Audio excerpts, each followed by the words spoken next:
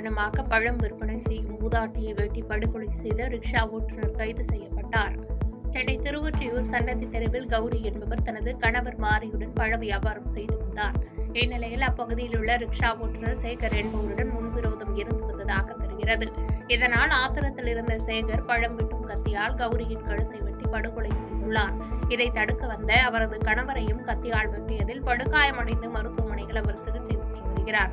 சம்பவ இடத்திற்கு விரைந்து வந்த போலீசார் கொலை செய்த சேகரை கைது செய்து தீவிர விசாரணை மேற்கொண்டு வருகின்றனர். சென்னை காரப்பாக்கத்தில் ஒக்கியும் மடுவு கேசிஜி தனியார் கல்லூரி அருகே நீர்வழித்தட பகுதிகளை துணை முதலமைச்சர் உதயநிதி ஸ்டாலின் ஆய்வு மேற்கொண்டார். உடன் மாநகராட்சி ஆணையர் குமரகுருபரன், நீர்வளத்துறை அதிகாரிகள் உள்ளிட்டோர் இருந்தனர். பின்னர் செய்தியாளர்களை சந்தித்து பேசிய துணை முதலமைச்சர் உதயநிதி ஸ்டாலின், வேலுச்சேரி, பள்ளிக்கரணை, காரப்பாக்கம், ஒக்கியம், துறைப்பாக்கம் போன்ற பகுதிகளில் மழைநீர் தேங்காத வகையில் நடவடிக்கை மேற்கொண்டுள்ளதாகவும், கடந்த ஆண்டு போன்று இல்லாமல் இந்த ஆண்டு மழைநீர் தேங்காமல் அரசு தேவையான நடவடிக்கைகளை மேற்கொண்டு வருவதாக தெரிவித்தார். ஏற்கனவே 80 மீட்டர் அகலம் இருந்த அந்த இடத்துல நீர் தேங்காமல் உடனுக்குடன் வடிகின்ற வகையில் இப்பொழுது அந்த 80 மீட்டர் அகலப்படுத்தப்பட்டு 130 மீட்டர் அளவுக்கு அந்த பணிகள் நடைபெற்று வருகின்றன. இந்த பணி விரைவில் நிறைவுடைய உள்ளது. இப்பணி நிறைவுற்றால் 7000 கன அடி மட்டுமே தண்ணீர் வெளியேறிய நிலையம் சம்பந்தப்பட்ட இடத்திலிருந்து அரசினுடைய அந்த துரித நடவடிக்கையால் இப்பொழுது 7000 இருந்தது, இப்பொழுது 12000 கன அடியாக தண்ணீர் வெளியேற அந்த வாய்ப்பு இருக்கிறது.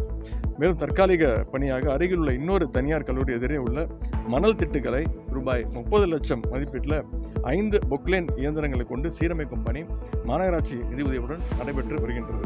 இந்த இரு பணிகளையும் விரைவாக முடிக்க அதிகாரிகளை அறிவித்து இருக்கின்றோம். இன்னும் ஒரு 3 நாட்களில் அனைத்து பணிகளும் முடிந்துவிடும். ஆகவே திராவிட மாடல் அரசை பொறுத்தவரை, முதலமைச்சரை பொறுத்தவரை சென்னையில் தண்ணீர் தேங்காமல் இருப்பதற்கு அனைத்து நடவடிக்கைகளையும் நாங்கள் எடுத்து வருகின்றோம். பொதுமக்களும் அரசினுடைய நடவடிக்கைகளுக்கு ஒத்துழைப்பு தருமாறு கேட்டுக்கொள்கிறேன். திருவாடானை அருகே பள்ளி சிறுமிகள் 2 குளத்தில் மூழ்கி உயிரிழந்தது பெரும் சோகத்தை ஏற்படுத்தியுள்ளது. ராமநாதபுரம் மாவட்டம் பாசிப்பட்டினம் கிராமத்தை சேர்ந்த பள்ளி சிறுமிகள் சுமார் 7 பேர் பள்ளிவாசல் அருகே உள்ள குளத்தில் குளித்தபோது எதிர்பாராத விதமாக ஆழமான பகுதிக்கு சில சிறுமிகள் சென்று தண்ணீரில் மூழ்கியுள்ளனர். இதை அறிந்த அக்கம் பக்கத்தினர் குளத்தில் குதித்து சிறுமிகளை மீட்ட நிலையில் வைத்தீஸ்வரி, பிரீத்தி ஆகியோர் உயிரிழந்தனர். மேலும் நர்மதா என்ற சிறுமி மருத்துவமனையில் சிகிச்சைக்காக அனுமதிக்கப்பட்டுள்ளார். தொடர்ந்து உயிரிழந்த 2 சிறுமிகளின் உடல் பிரேத பரிசோதனைக்காக திருவாடானை அரசு மருத்துவமனைக்கு எடுத்து செல்லப்பட்டது. மேலும் இச்சம்பவம் குறித்து எஸ்பி பட்டினம் போலீசார் விசாரித்து வருகின்றனர். அச்சிறுபாக்கம் மின்வாரிய நிலையத்திலிருந்து மின்கம்பங்களை ஏற்றி சென்ற டிராக்டர் சாலையில் கவிழ்ந்ததால் அதில் பயணம் மேற்கொண்ட அரசு பள்ளி மாணவர் உயிரிழந்தார். செங்கல்பட்டு மாவட்டம் மதுராந்தகம் அருகே உள்ள அச்சிறுபாக்கத்தில் மின்வாரிய மின் நிலையம் இயங்கி வருகிறது. இங்கிருந்து ஏலப்பாக்கம் கிராமத்திற்கு 6 மின்கம்பங்களை ஏற்றி சென்ற டிராக்டரில் அச்சிறுபாக்கம் அரசு பள்ளியில் 11ஆம் வகுப்பு படிக்கும் காட்டுக்கருணை பகுதியைச் சேர்ந்த அபிஷேக், திம்மாவரம் பகுதியைச் சேர்ந்த ரோஹித், கிஷோர்குமார் ஆகிய 3 பேரும் பயணித்த போது ஈபி காலனி என்ற பகுதியில் டிராக்டர் நிலை தடுமாறி பள்ளத்தில் கவிழ்ந்தது. இந்த விபத்தில் அதில் பயணம் செய்த பள்ளி மாணவர்கள் அபிஷேக், ரோஹித் இருவரும் உட்பட டிராக்டர் ஓட்டுநர் அசோக் ஆகிய 3 பேரும் மின்கம்பத்தின் இடையே சிக்கி படுகாயமடைந்தனர். சம்பவ இடத்திற்கு வந்த அச்சிறுபாக்கம் போலீசார் இவர்களை மேல் சிகிச்சைக்காக செங்கல்பட்டு அரசு பொது மருத்துவமனைக்கு அனுப்பி வைத்தனர். இந்த விபத்தில் ரோஹித், அபிஷேக் ஆகிய இருவரும் பலத்த காயங்களுடன் தனது சுயநினைவை இழந்துள்ளதாக தகவல் வெளியாகியுள்ளது. இதில் அபிஷேக் என்ற மாணவன் சிகிச்சை பலனின்றி உயிரிழந்தார். மேலும் ஓட்டுநர் அசோக் கால் முறிவு ஏற்பட்டு தனியார் மருத்துவமனையில் சிகிச்சை பெற்று வருவதாக கூறப்படுகிறது. தனியார் மருத்துவமனையில் தனியார் ஹெல்த் இன்சூரன்ஸ் நிறுவனங்கள் மீது புகார் இருந்தால் அது குறித்த நடவடிக்கைகள் எடுக்கப்படும் என்று அமைச்சர் மா சுப்பிரமணியன் தெரிவித்துள்ளார். கோயம்புத்தூரில் அரசு மருத்துவக் கல்லூரி மருத்துவமனையில் 13 கோடி மதிப்பில் 2வது MRI ஸ்கேன் கருவியினை மருத்துவம் மற்றும் மக்கள் நல்வாழ்வுத்துறை அமைச்சர் மா சுப்பிரமணியன் துவக்கி வைத்தார். பின்னர் செய்தியாளர்களை சந்தித்த அமைச்சர் மா சுப்பிரமணியன், கோவை அரசு மருத்துவக் கல்லூரி மருத்துவமனையில் கூடுதல் வசதிகள் திமுக அரசால் செய்யப்பட்டுள்ளது. புறநோயாளிகளின் எண்ணிக்கை 2021 3000 வரை இருந்தது. தற்போது 4000ற்கு மேலாக அதிகரித்துள்ளது என்று கூறினார். தனியார் மருத்துவமனையில் இன்சூரன்ஸ் நிறுவனங்கள் மீது புகார் இருந்தால் அது குறித்து நடவடிக்கைகள் எடுக்கப்படும் என்று எச்சரிக்கை விடுத்தார். தமிழகத்தில் நடைபெறும் கொலை குற்றங்களை மறைத்து தமிழகம் சிறப்பாக செயல்படுவது போன்ற பிம்பத்தை திமுக உருவாக்கி வருவதாக தூத்துக்குடி விமான நிலையத்தில் பேட்டியளித்த சசிகலா விமர்சித்துள்ளார். மேலும் புதிய அரசியல் கட்சி செயல்பாடுகளின் எதிரொலி 2026 சட்டமன்ற தேர்தலில் வெளிவரும் என்று கருத்து தெரிவித்தார்.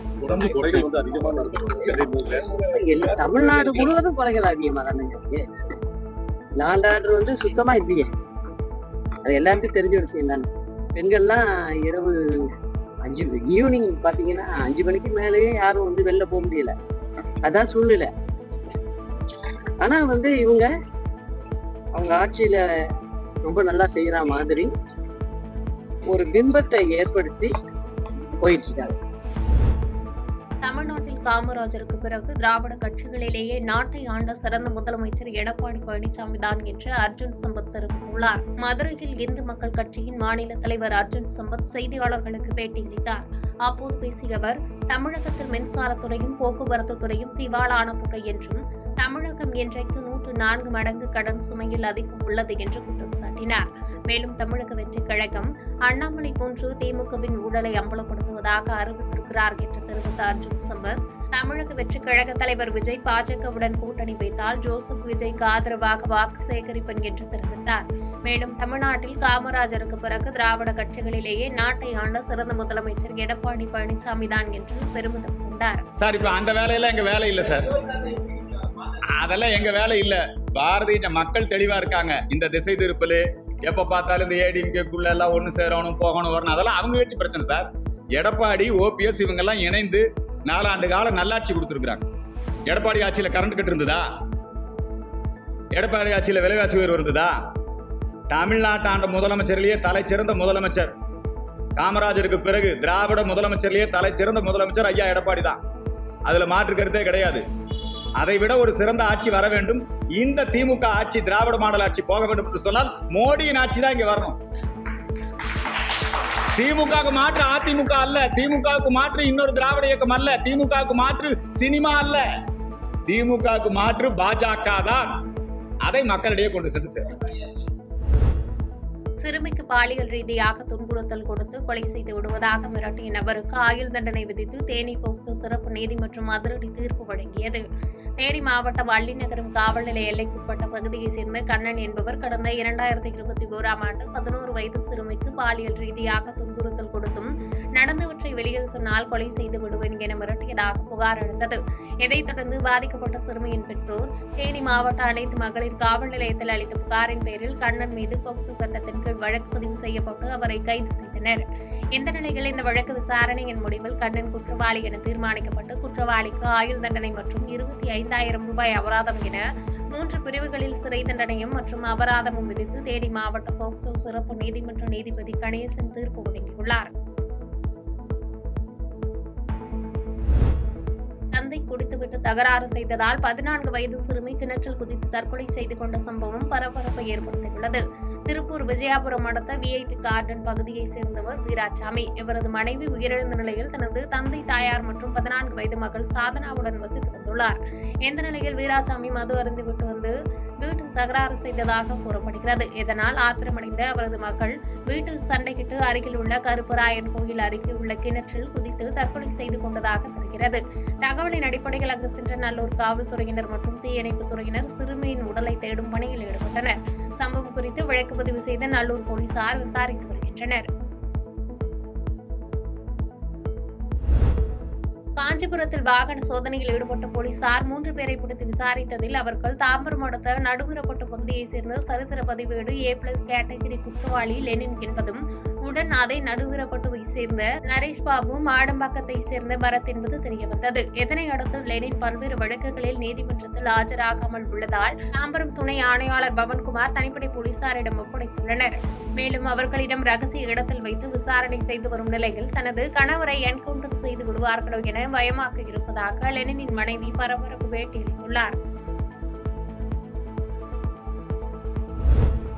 பள்ளி சிறுமி தற்கொலை செய்து கொண்ட சம்பவத்தில் தற்கொலைக்கு காரணமான பள்ளி சிறுவனை கைது செய்ய கோரி பள்ளி சிறுமியின் உறவினர்கள் காவல் நிலையத்தை முற்றுகையிட்டு சாலை மறியலில் ஈடுபட்டதால் பரபரப்பு ஏற்பட்டது.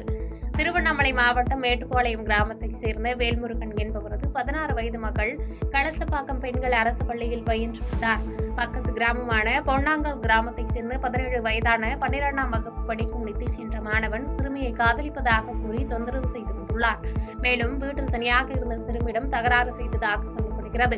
இதை அக்கம் பக்கத்தினர் பார்த்ததால் மன உளைச்சலில் இருந்த சிறுமி தற்கொலை செய்து கொண்டதாக தெரிகிறது. சம்பந்தப்பட்ட மாணவனை சிறுமியின் உறவினர்கள் போலீசில் ஒப்படைத்த நிலையில் போலீசார் உரிய நடவடிக்கை எடுக்காமல் வெளியில் விட்டதாக கூறப்படும் நிலையில் இதனால் ஆத்திரமடைந்த சிறுமியின் உறவினர்கள் கலசப்பாக்கம் காவல் நிலையத்தை முற்றுகையிட்டு சாலை மறியலில் ஈடுபட்டனர்.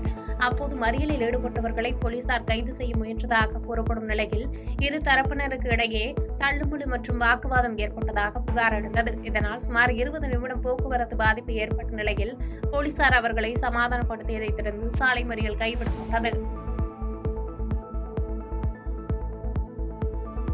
பாதகம் செய்பவரை கண்டால் நாம் பயங்கொள்ளலாகாது பாப்பா.